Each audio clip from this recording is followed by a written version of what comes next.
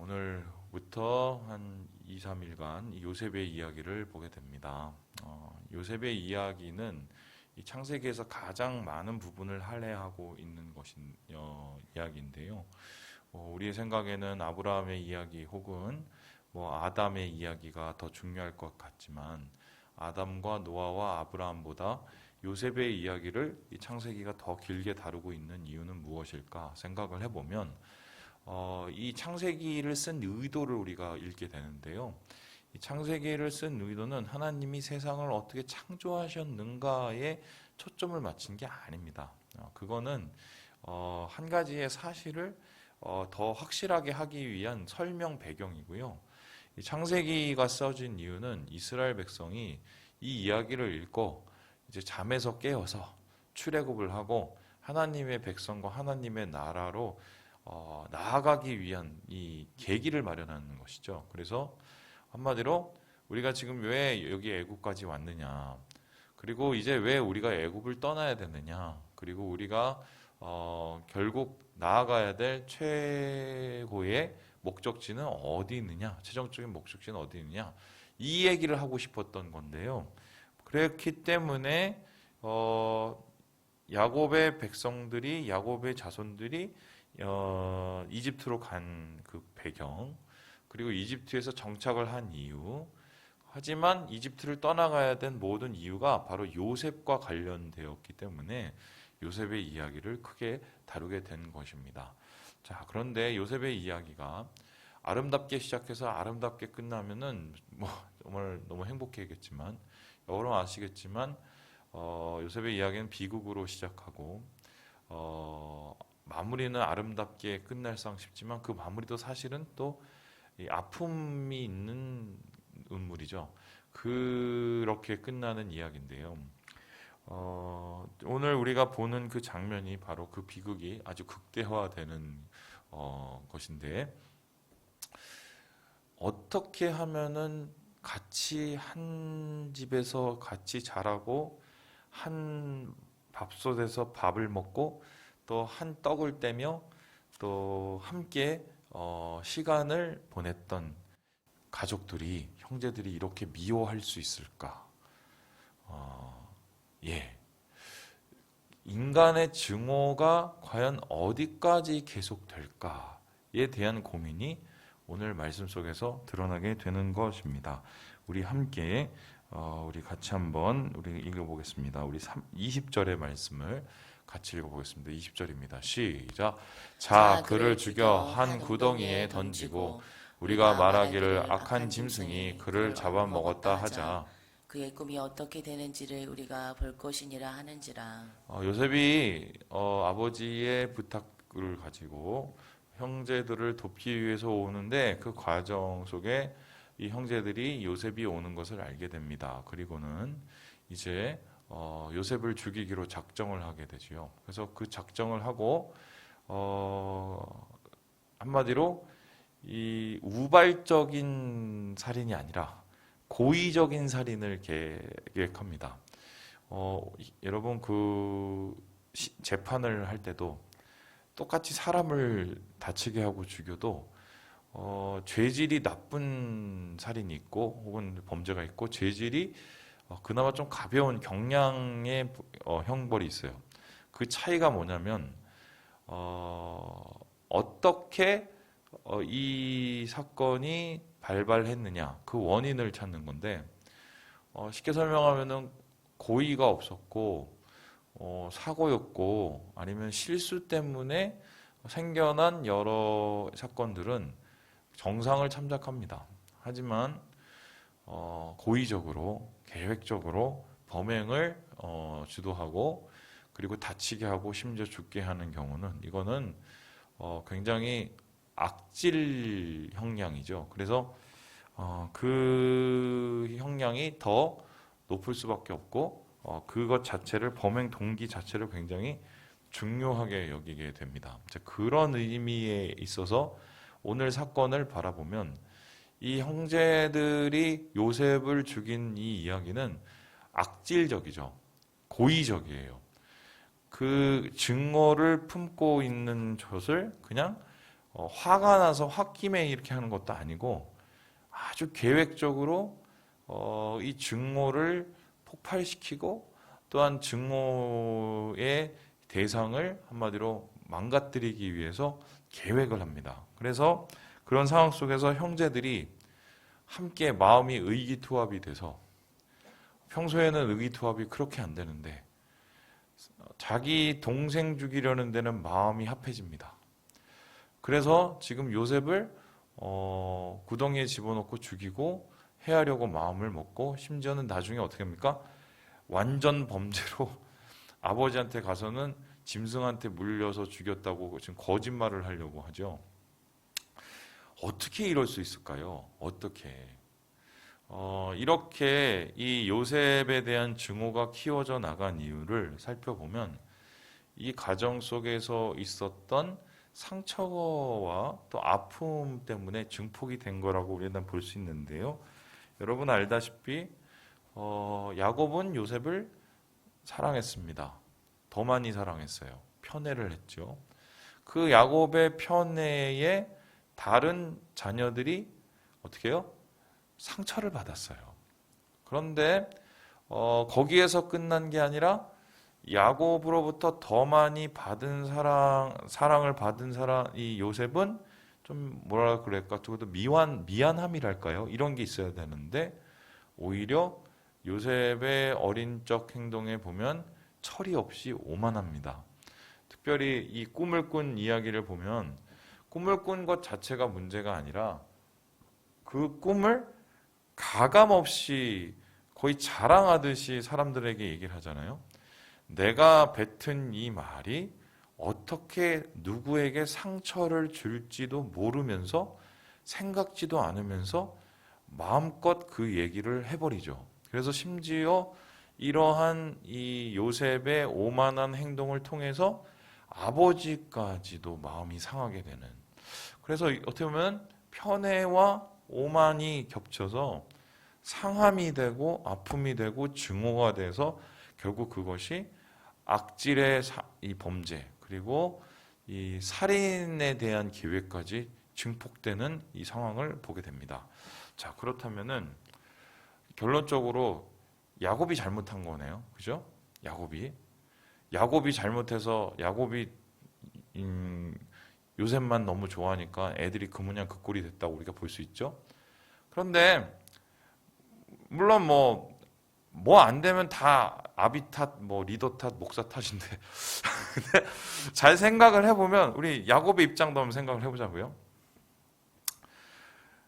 야곱이 결혼을 하고 싶었어요. 자기가 노동력을 팔면서까지 머슴살이를 하면서까지 결혼을 하고 싶었단 말이에요. 왜냐하면 라헬이라는 그 여자가 너무 마음에 들어서 라헬과 결혼을 하고 싶었단 말이에요. 그래서 이 사람하고는 내 인생을 계획하고 내 인생의 아름다운 이 동행자로 이 사람을 세워야겠다고 꿈을 부풀고 그렇게 청혼을 하고 결혼을 했단 말이죠. 그런데 실제적으로 나중에 취해서 방에 들어갔었을 때 거기 있었던 여자는 라헬이 아니라 누구였어요? 레아였단 말이에요. 라헬의 언니인 레아. 그러니까 어떻게 보면 야곱은 사기 결혼을 당한 거예요. 그죠? 그러니까 물론 나중에 라헬을 얻기는 했지만 그러니까 자기는 전혀 계획에도 없던 레아하고 같이 살게 된 거죠. 그러니까 당연히 그 라헬 때문에 7년, 레아 때문에 7년, 14년을 낭비를 하게 되는데 7년을 더 낭비하죠. 그러면 야곱에게 있어서 레아라는 존재는 어떻게 되냐면 이거는 내가 져야 될 짐이 아닌데 나한테 붙어버린 혹인 거예요. 그죠? 그러면 결론적으로 아이를 생기면 누구를 더 이뻐할 수밖에 없겠어요? 당연히 자기가 원래 결혼하려고 했고 자기가 원래 사랑하려고 했던 라헬의 아들과 라헬의 자녀들을 더 사랑할 수밖에 없어요. 그러니까 야곱의 입장에서는 그럴 수밖에 없어요. 그러면 이건 자연스러운 감정이라고 볼 수 있는데 그러면 이 가정이 이렇게 빠개진 거는 누구 때문일까? 야곱을 속였던 삼촌 라반 때문이다 라반이 결국 주범이네요. 그죠? 라반이 결국 주범이라서 야곱이 엉망이 되고, 야곱이 엉망이 된 게 결론적으로 어떻게 돼요? 나중에 그 요셉이 자만하게 되고, 그리고 그 열 자녀들이 요셉을 죽이게 되고, 뭐 이런 거네요. 아, 라반이 이 나쁜 놈이구나. 그런데 한번 또 생각을 해봅시다. 라반의 행동을 생각을 해보면 이 사람은 물론 문제가 있어요. 돈을 너무 좋아하는 사람이죠. 그런데 생각을 해보세요. 멀리서 얼굴도 모르는 애가 누군지 있는지도 모르는 애가 어느 날 왔어요. 그죠? 와서 아이고 삼촌, 제가 사실은 리브가라는 삼촌 그 동생의 아들이에요. 이러고 야곱이 왔단 말이죠. 그러면 아무리 뭐 옛날에 뭐 사람이 적다고 하더라도 어떻게 해요? 그 사람에 대해서 어떻게 보면 한 달이 건너면 남이에요. 근데 그 남을 그래도 뭔가 밥도 먹이고 막 이러려면은 보통 사람의 생리나 생각은 어떻게 돼요? 그 사람이 쓸모 있어요. 밥값을 해야 이게 준단 말이죠. 그러면은 조금 라반이 야박한 건 사실이지만 어쨌든 자기 딴에선 계산하에 자기의 이익하에 그렇게 생각을 한 거예요. 라헬만 보내면 레아는 그러면 혼자 되냐? 이 김에 내 딸을 둘 다 그냥 다 맡겨서 그냥 맡겨버리자. 당연한 생각일 수 있거든요. 이 세상적인 생각으로. 그러니까 이 라반 같은 경우에 생각을 해보면은 굳이 여기에 오지도 않아야 될 놈이 갑자기 쑥 나타나는데 그래도 밥값은 해야 되니까 그리고 내 딸 하나를 주보단 둘을 주는 게 나니까 자기 계산에 의해서 야곱을 한 거예요. 그러면은 야곱을 거기에다 보낸 사람이 누구예요? 자기 동생인 리브가인 거예요. 그러면 결국 야곱의 집안이 이렇게 엉망이 된 거는 리브가네. 그죠? 리브가가 못된 니은이네. 그죠? 그래서 리브가가 그렇게 하니까 결국 라반도 자기 속 생긴 거고 야곱은 자기가 좋아하는 여자 때문에 한 거고 그러니까 저기 사랑받으니까 뭐 요셉은 지풀도 모르니까 제 아버지 따라서 이렇게 오만한 거고 그러니까 상처를 받고 막 그죠? 자 그러면 결론적으로 이 이야기의 전부 모든 내용은 리브가가 잘못한 거예요. 그죠? 자 그러면 리브가를 쫓아가 봅시다. 리브가가 왜 그랬을까요? 이거 앞만 봐도 이 집안에 에서하고 야곱이 둘이 있는데 에서하고 야곱 둘 중에 앞만 봐도 이 에서는 아닌 거예요. 쟤는 너무 파괴적이고 사냥 좋아하고 그리고 너무 흥청망청이고 이 신앙적으로 얘를 하나님의 그 자녀 되게 하고 또 뭔가 이 집안을 이끌고 갈 사람으로는 전혀 엮여지지가 않는 거죠. 뿐만 아니라 자기 생각에는 지금 남편 이삭이 너무 나이가 많아서 뭐냐면 그 리브가보다 한 30년, 40년이 더 나이가 많았거든요. 그러니까 지금 뭐 갈피를 몰라서 이게 주체가 안 되니까 이게 판단이 안 돼서 좀 흐려져서 지금 에서한테 저렇게 하는 거지. 자기 생각이 옳다고 생각한 거예요. 그래서 자기 딴에는 가족을 살려보려고 그래도 하나님 안에서 그 내려오는 가족의 계보를 뭔가 잘 해보기 위해서 그래서 리브가가 이거를 꾸며갖고 뭐 장자권도 받아보려고 하고 그 다음에 억지로 싫다는 놈 데려다가 또 뭐 이렇게 하고 그럼 따져 보면은 결론적으로 리브가도 다 이유가 있어요. 그리고 그 이유를 따져보면 이삭의 잘못이고 이삭의 잘못은 뭐 쭉쭉쭉 올라가겠죠. 제가 여러분 무슨 말씀드리는지 알겠어요? 어떤 한 문제가 특별히 갈등의 관계가 혹은 이 가정의 심지어 이 증오로 인한 이 망가진 이 집안의 문제가 생겨나기 위해서는 그냥 어느 날 갑자기 A와 B가 다퉈서 생겨나는 문제들이 아니에요. 뭐 공동체의 문제도 마찬가지고 가족의 문제도 마찬가지고 굉장히 복합적이죠. 그런데 그것을 밟아 가다 보면 어떻게 하면 나름의 다 이유들이 있어요. 그 이유들은 뭐냐면 개인적인 선호, 개인적인 유익, 개인적인 애정, 기호 그런 것들이 있어요.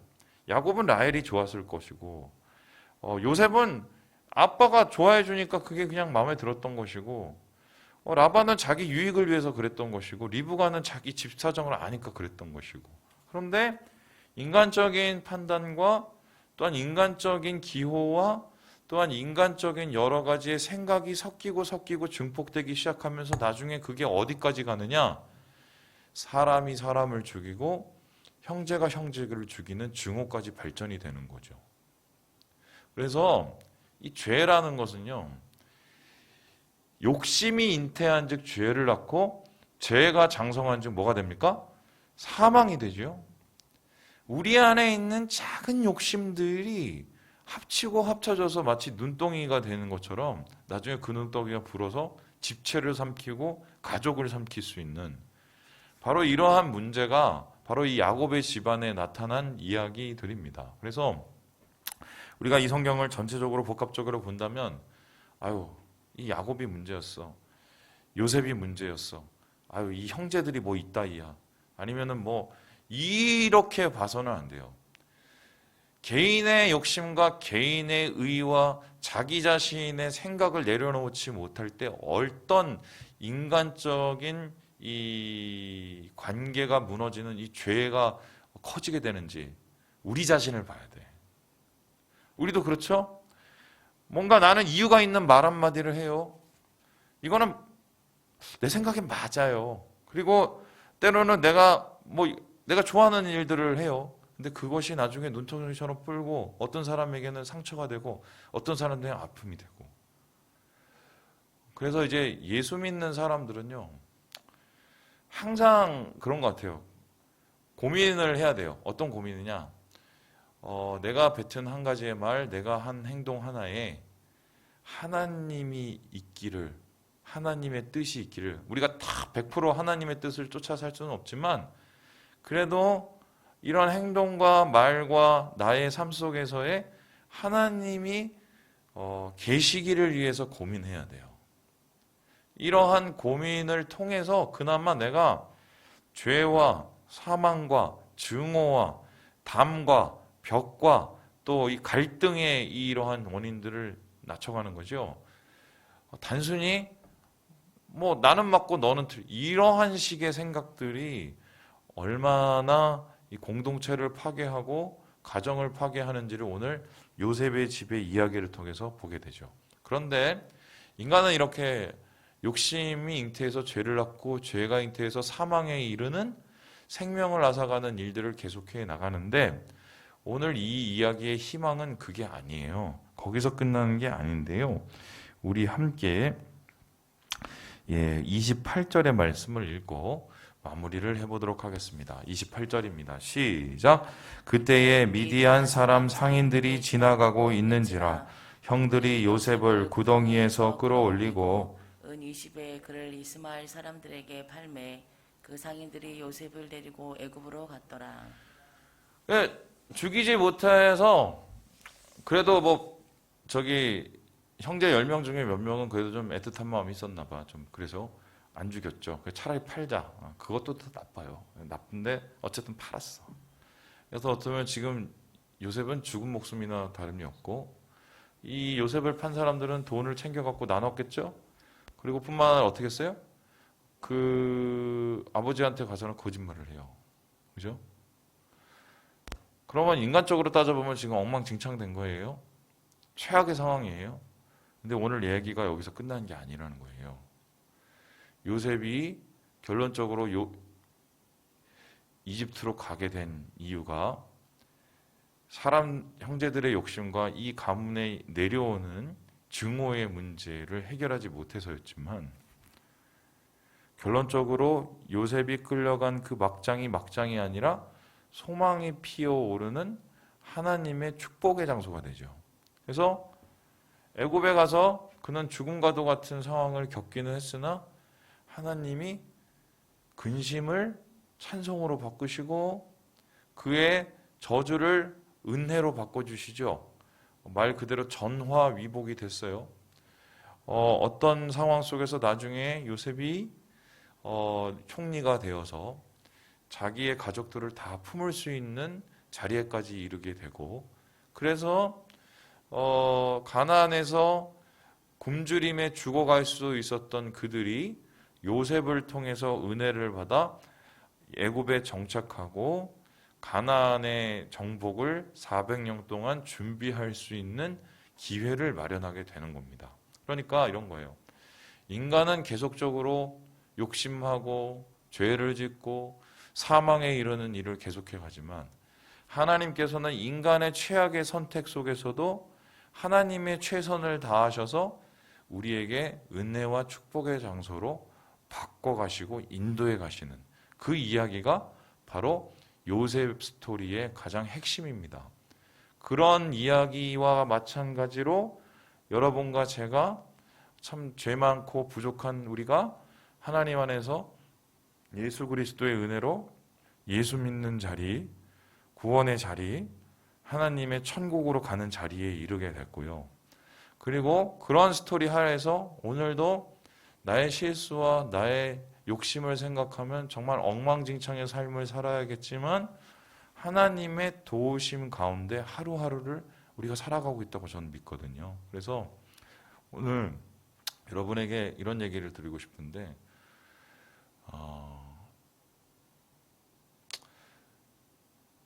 욕심을 버려야 되고요. 첫 번째로 그게 참 힘든데 나의 주장과 욕심을 버려야 되고요.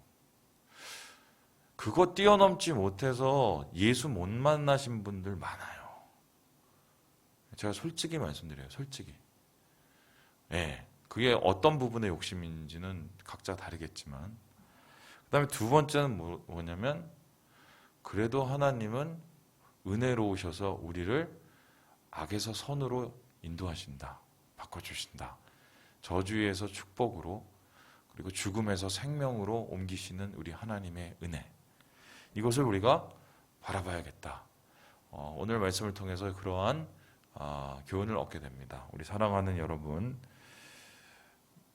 힘드시고 어려우실 때지만 은혜를 바라보시고 마음속에서의 주의 사랑과 은혜를 놓치지 않으시도록 오늘 하루를 은혜롭게 보내시기 바라고요. 그리고 우리의 증오와 욕심을 자극하는 음성이 있으면 귀를 씻어버리세요. 예, 그거 하나님 원하시는 거 아니에요. 내 마음에 둬봤자 전혀 도움이 안 되는 얘기들입니다. 그래서 우리 사랑하는 여러분 모두 주님의 은혜로 축복의 날을 보내시기를 주님의 이름으로 축원합니다.